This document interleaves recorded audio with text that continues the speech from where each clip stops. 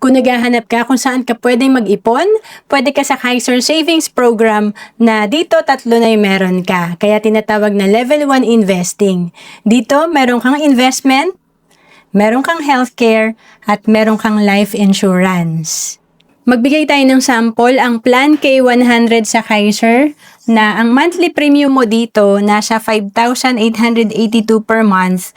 Ang Kaiser ay 7 years to pay, 20 years maturity. At sa Plan K100, ang benefit mo dito, life insurance, nasa 450,000. Something happens to you, meron kang life insurance.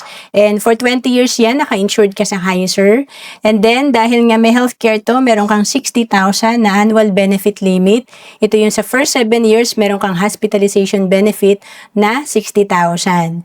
And dahil may investment din to, sa 411,000 na binayaran mo na for 7 years, ito ay tutubo or may interest kung hindi mo nagagamit ang healthcare mo. Kaya pwede rin natin gamitin to sa retirement natin. On maturity, ang projection ng fund mo dito sa Plan K100 ay nasa 1.1 million. So, ibig sabihin, after 20 years or kapag nag-mature na tong plan mo sa Kaiser, pwede mo nang kunin tong 1.1 million mo. And to know more about Kaiser, message mo na ako sa Facebook, Roancelis Capistrano.